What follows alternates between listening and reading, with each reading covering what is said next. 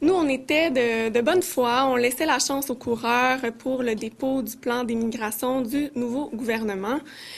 Malgré tout, je dois vous exprimer aujourd'hui, évidemment, ma déception, puisque j'ai eu beau chercher à travers les pages du dit document, je n'ai vu aucune référence à des études ou à des opinions d'experts qui sont fiables pour justifier la baisse des seuils d'immigration.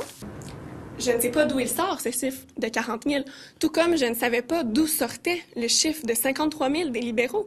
C'est ça le problème, c'est qu'on sort des chiffres comme ça de notre chapeau, sans aucune rigueur, sans se fier aux analyses des experts, par exemple.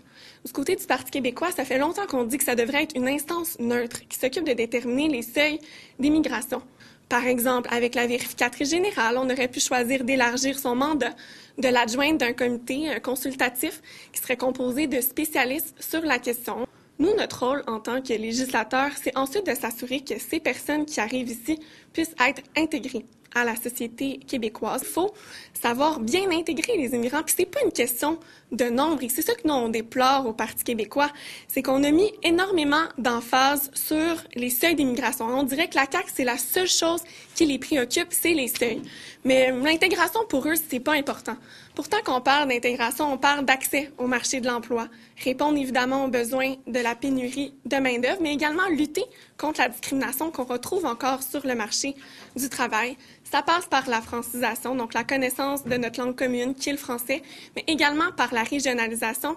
Et sur ces aspects-là, visiblement, la CAQ n'apporte pas de réponse. Tu sais que la connaissance du français, c'est le critère principal pour assurer une intégration des nouveaux arrivants à la société québécoise. Cibler seulement 41 % des immigrants qui arrivent ici qui parlent déjà français, franchement, il faut le faire.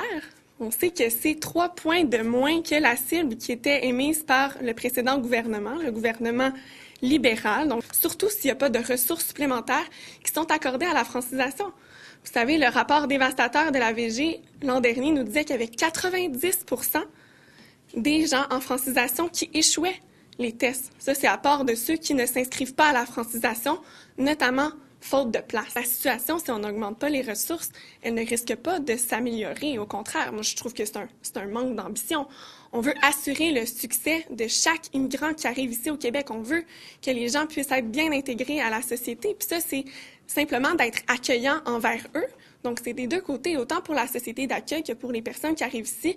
On a une responsabilité collective de bien les intégrer, de déployer les ressources nécessaires.